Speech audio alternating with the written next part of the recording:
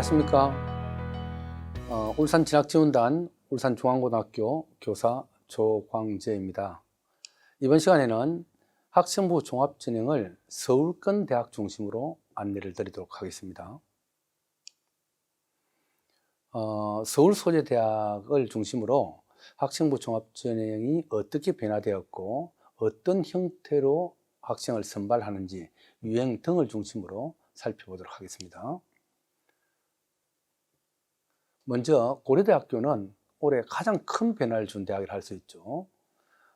통합하여서 실시하던 학교장 추천 1, 2 전형을 학교장 추천 1 전형으로 통합을 하였습니다. 교과와 종합으로 선발하던 전형을 올해는 교과로 바꾸어서 선발을 하죠. 대신에 일반 전형은 학업 우수형과 계열 적합형으로 분리하여서 올해 실시를 합니다. 따라서 전년도 결과를 통하여 올해 결과를 유추하는 것은 사실상 고려대학교는 좀 어려운 그런 상황이 되었다고 할 수 있습니다.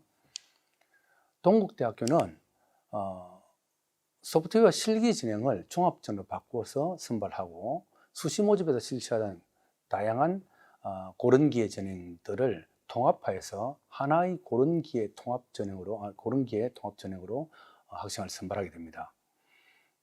농어촌 전형, 특성화고등학교 졸업자, 기초생활 수급자 및 차상위 전형은 정시 모집에서 신설하여서 학생을 선발하기 때문에 전년도의 결과가 존재하지 않게 됩니다.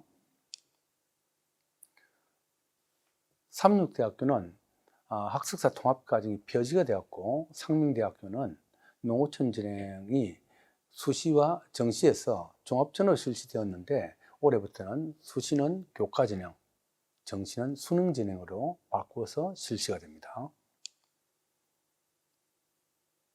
서강대학교는 종합전형과 학업형 학생부 종합전형이 1차와 2차로 이름이 바뀌어서 실시가 되는데 2차는 수능 이후에 자기소개서 입력을 하게 되죠. 서울여대는 융합인재전형이 소프트웨어 융합인재전형으로 명칭이 바뀌어서 실시가 되고, 성신여대는 기회균형 선발 전형이 신설되었습니다. 숙명여대는 통합되어 실시되는 국가보훈 대상자 기회균형 선발 전형이 고른기회 전형이라는 이름으로 통합 선발을 하게 됩니다.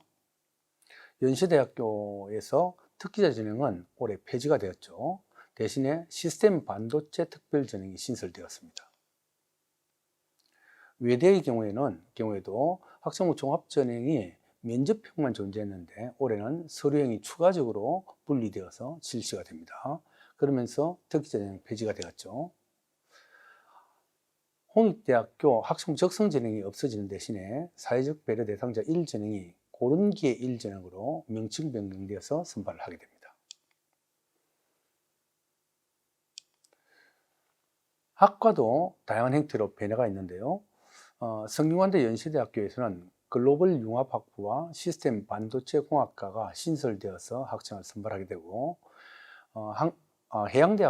한양대학의 경우에는 체육학과가 자연과 인문으로 정시에서는 분리 선발이 되고 수시에서는 그대로 그룹으로 체육학과 선발이 됩니다. 스포츠 산업학과도 역시 마찬가지죠. 스포츠 산업학과 수시 모집은 통으로 선발을 하지만은 정시 모집에서는 자연계열과 인문계열 학생을 분리하여서 선발을 하게 됩니다.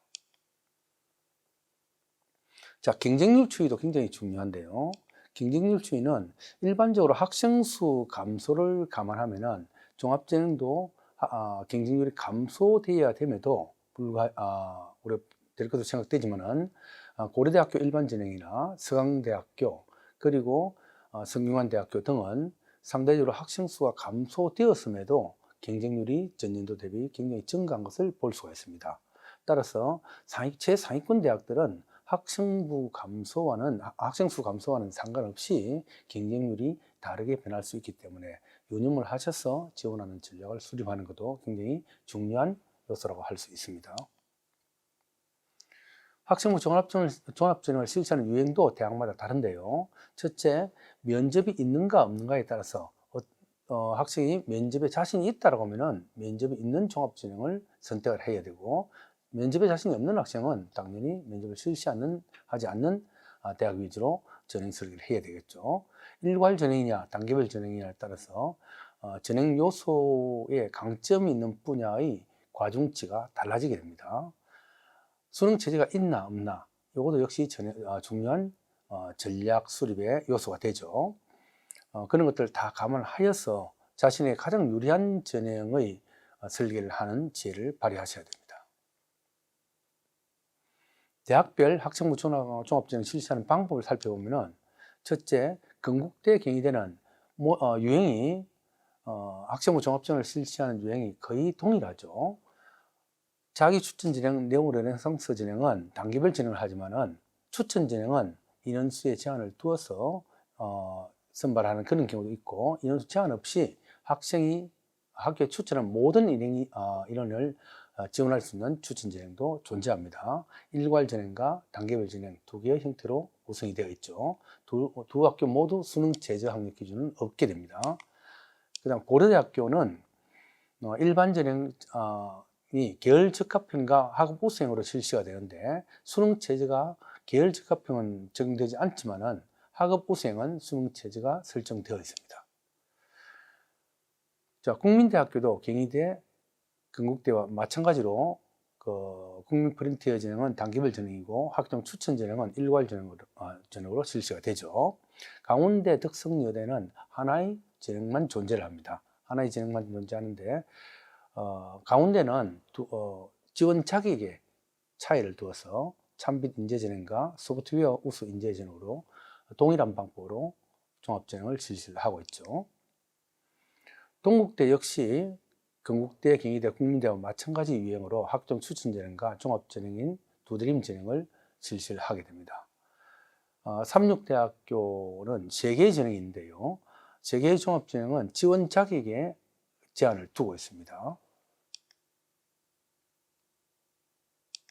자, 그 다음 서강대의 경우에는 앞에서도 말씀드렸다시피 종합전형 1차, 2차가 있는데 2차는 수능 이후에 자기소개서를 입력하게 됩니다. 서류 평가 100%로 수능 체제 없이 전형을 실시하죠.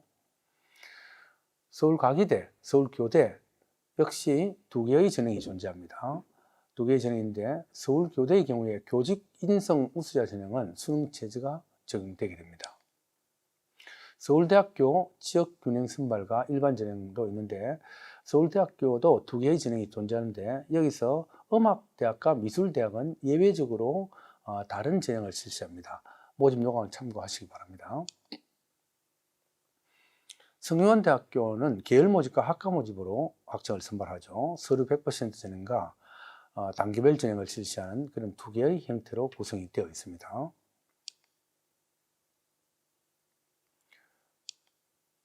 숙명여대는 숙명인재 1전형과 2전형이 있죠. 서류형과 면접전형입니다. 모두 수능 체제가 적용되지 않으면서 일괄 전형과 단계별 전형으로 구성이 되어 있습니다.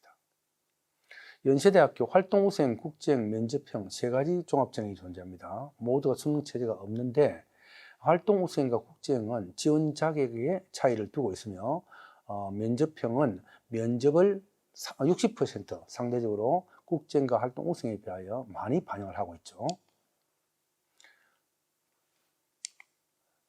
중앙대는 수백 전형으로 다빈치 인재, 탐구형 인재 전형이 대표적인 종합 전형으로 설계되어 있습니다.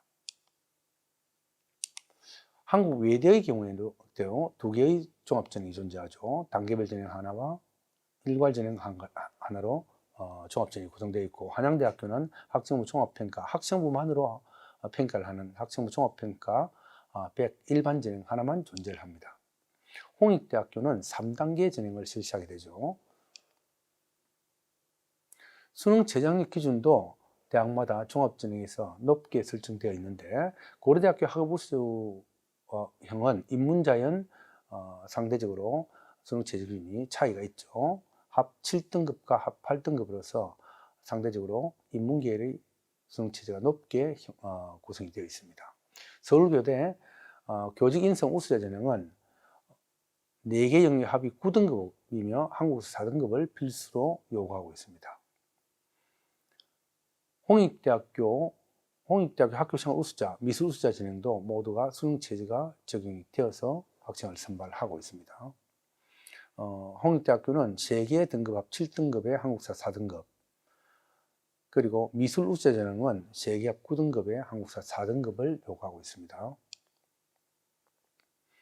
학생부 종합전형의 평가 항목은 6개 대학 공동연구에서 밝혀진 바에 따르면 4가지 요소를 일반적으로 측정을 하죠. 학업 역량, 전공 적합성, 인성, 발전 가능성, 요 4가지가 가장 대표적인 전형 요소인데요. 자, 어떤 기준으로 무엇을 통하여 이러한 역량을 평가를 하는지 살펴보겠습니다. 첫 번째, 학업 역량은 학업 성취도, 학업 태도와 학업 의지, 탐구 활동 등을 통하여 학업을 충실히 수행할 수 있는 기초 수학 능력을 측정하는 것을 목표로 하고 있습니다. 두 번째, 전공 적합성은 학생이 전공 관련 교과목을 어떻게 이수했느냐, 전공 관련 교과목 이수 및 성취도, 전공에 대한 관심과 이해, 전공 관련 활동의 경험 등을 토대로 지원 전공과 관련된 분야에 대한 관심과 이해, 노력과 준비 정도를 평가하여서 학생을 선발하는 요소로 삼고 있습니다. 그 다음 인성인데요. 인성은 5개 분야에서 협업 능력, 나눔과 배려, 소통 능력, 도덕성, 성실성 등을 중심으로 학생이 가지고 있는 공동체의 일원으로서 필요한 바람직한 사고와 행동을 측정하는 것을 일반적으로 목표를 하고 있습니다. 마지막으로 발전 가능성. 발전 가능성은 자기 주도성, 경험 다양성, 리더십, 창의적 문제 해결력 등을 토대로 현재의 상황이나 수준보다 질적으로 더 높은 단계로 향상될 가능성을 측정하는 것을 목표로 하고 있습니다. 서류평가 요소인데요. 서류평가 요소는 각 대학마다 이와 같이 다르게 요소를 잡고 있습니다. 건국대, 경희대와 같이 앞에 이야기한 6개 대학은 4개의 영역을 중심으로 학생을 선발하지만은 고려대학교는 전공 적합성과 기타 다른 4가지 요소가 아닌 다른 요소를 중심으로 학생을 선발하는 걸 목표로 하기 때문에 대학마다 인재상이나 서류평가 요소가 다르죠. 그래서 본인이 지원하려고 하는 대학이 어떤 요소를 중심으로 학생을 선발하는지를 미리 알고 거기에 해당되는 요소를 준비하는 것이 굉장히 중요하다고 할 수 있습니다. 서류 유형도 다양한데요. 자기소개서 추천서만을 통하여 학생을 선발하는 대학이 건국대, 경희대, 고려대 등이 존재하고 이런 건국대, 경희대, 그리고 서강대 등은 추천서는 선택 항목으로 되어 있지만 일반적으로 추천서를 제공하지 않는 것보다는 제공하는 것이 더 유리하겠죠. 따라서 이런 대학교에 지원하기를 희망하는 학생은 미리부터 담임쌤에게 또는 추천서를 써줄 선생님을 통하여 추천서에 대한 이야기를 미리 나누는 것도 중요한 요소라고 할 수 있습니다. 자기소개서만을 요구하는 대학도 밑에 나와 있는데 대부분 대학은 추천서 없이 소개서와 학생부만을 토대로 학생을 선발을 하게 됩니다. 자, 여기까지 서울권 대학의 학생부 종합전형의 선발 방법, 변화된 내용을 중심으로 말씀을 드렸고 다음 시간에는 영남권 대학 중심의 학생부 종합전형에 대해서 안내를 드리도록 하겠습니다. 감사합니다.